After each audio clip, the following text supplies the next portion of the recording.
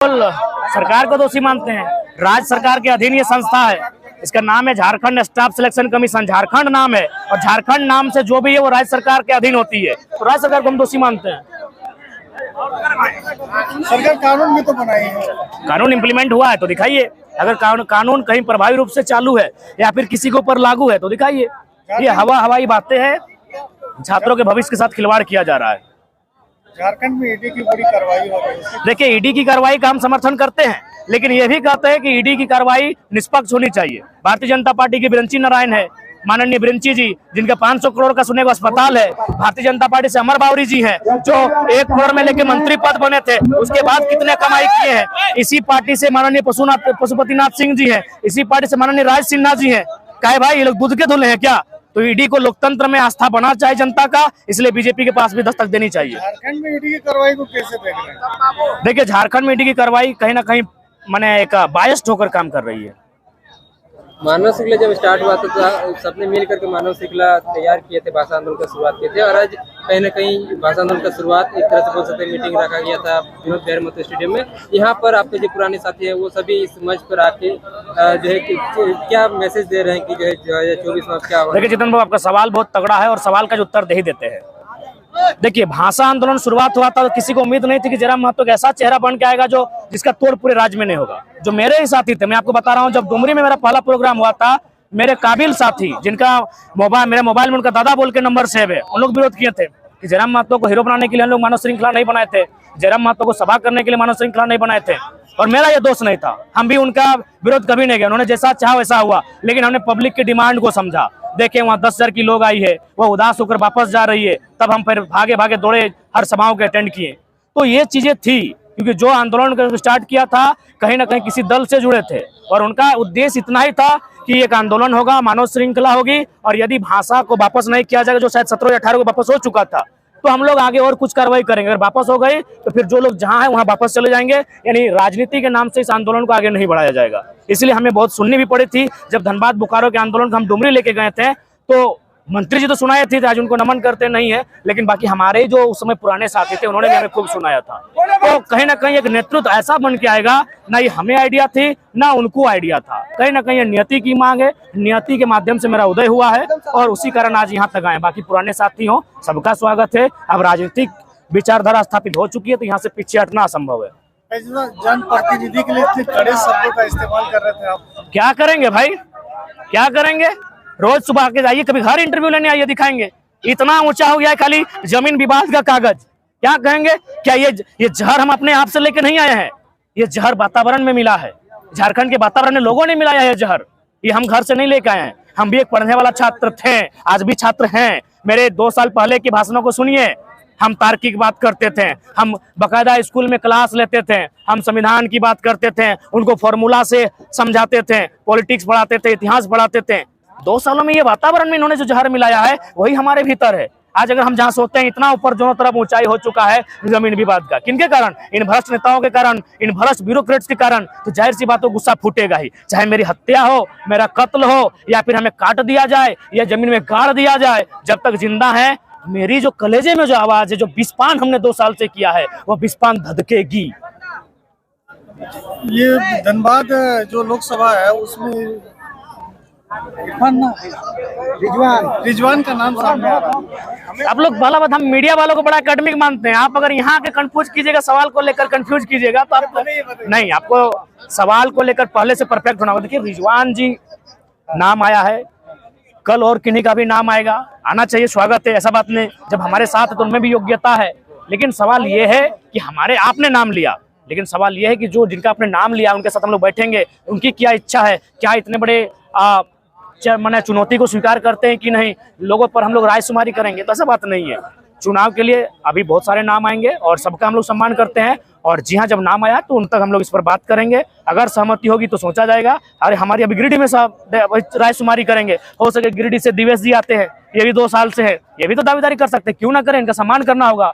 गिरिडीह से हमारे देव महतो आते हैं, भले यूट्यूबर हैं लेकिन टिकट की दावेदारी में भी आ सकते हैं, 2 साल से हैं। गिरिडीह से शिवा है, गिरिडीह से अनिल है, गिरिडीह से अशोक है, सब तो गिरिडीह से हैं, तो उनको भी बुलाया जाएगा। सबकी भावना का सम्मान किया जाएगा।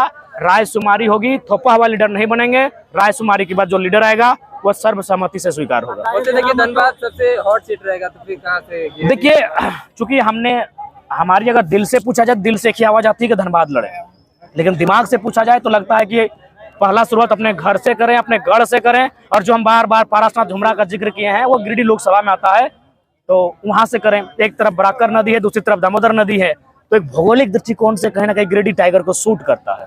टाइगर जयराम महतो, पहले आप कहते थे कि पुराने आंदोलनकारी है, साथ नहीं है, अभी देख रहे हैं आपके सभाओं में एक साथ दिखने लगे, जैसे करण महतो। देखिए, सब आएंगे, आप कैसे सोचते हैं, आप भी साथ आएंगे। लेकिन आप कहते थे कि जो विश्वासी होंगे हम उनके साथ नहीं चल सकते हैं। हाँ, तो उन्होंने विश्वास जताया, विश्वास दिलाया, फिर हमारे साथ आए हैं। लोगों को भी कहीं विश्वास के मापदंड पर ही आए हैं। अच्छा दादा, खोते पिछड़ा सब लोग संगे आनबी ना, एक लोग छाड़ी भी ककरो ना छाड़ भाई, तो निश्चिंत रहो, सबके संगे ले के आइन के लोकसभा में बहुत जोरदार विस्फोट है के प्लानिंग है। टाइगर जयराम तो हम बोले थे कि हम जनवरी में घोषणा कर देंगे टिकट की, अभी तक नहीं, हमने प्रयास किया था।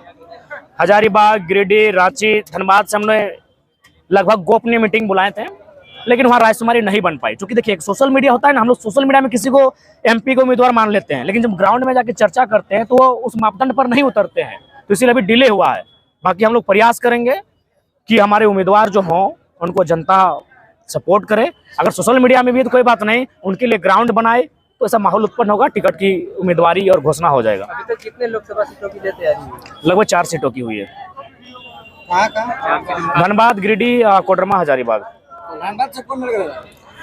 धनबाद से अभी तय नहीं हुआ है, धनबाद से बहुत सारे नाम आ रहे हैं और हम लोग कोशिश करेंगे कि कहीं कहीं जो अगर कोई ऐसा दल जो सत्ता में नहीं रहा है और वो अगर झारखंडी को टिकट देते हैं तो उस पर भी हमारा संगठन सोचने पर दूसरा पार्टी नाम रहेगा। देखिए, कोशिश करेंगे। कोल्हान में हमारा परफेक्ट उम्मीदवार रहेगा और कोल्हान पर हम लोग अपनी पर्यवेक्षक की टीम भेज चुके हैं। दूसरे पार्टी का नाम क्या रहेगा? जीपीकेएसएससी का दूसरा कुछ रहेगा? कैसे आ रहे हैं?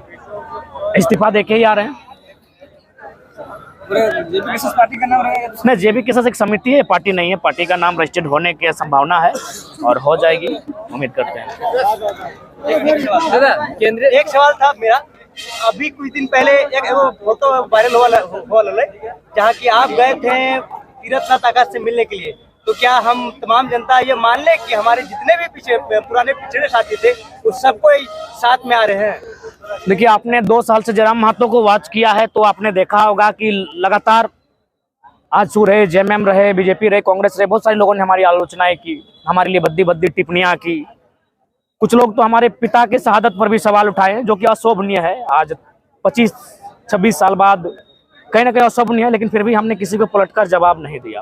यानी हम एक जल की तरह शीतल हो चुके हैं और इस राज्य के हितार्थ के लिए अगर हमें अपने सीने में खंजर भी सहना पड़े तो हम सहेंगे। और जहाँ तक तीर्थदा का सवाल है, वो हमारे आदरणीय शुरू से रहे हैं, उनके साथ वैचारिक मतभेद हो सकते हैं, लेकिन उनसे कभी हमारा व्यवहारिक मतभेद या सामाजिक मतभेद नहीं रहा है।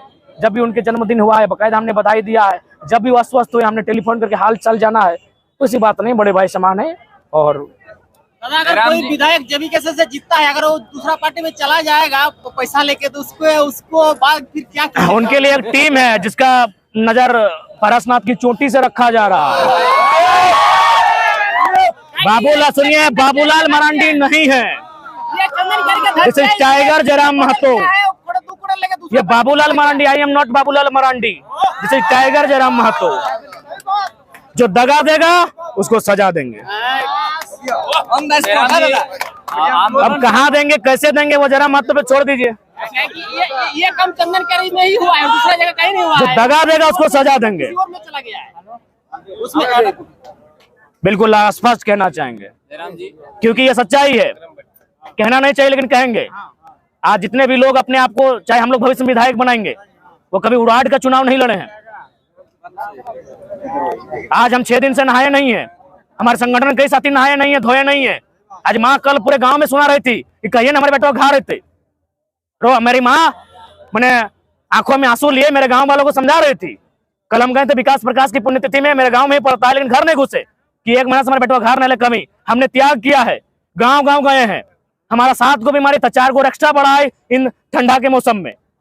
हजारीबाग में स्थिति ऐसा था कि शायद लग रहा है कि लकवा मार दिया था। तो भाई इतना खट्टे हैं, जो लोग वार्ड का दावेदारी नहीं थे, जो मुखिया बनने के दावेदारी नहीं थे, आज उनको अगर विधायक बनाएंगे तो दगा देंगे तो उनको सजा मिलेगी।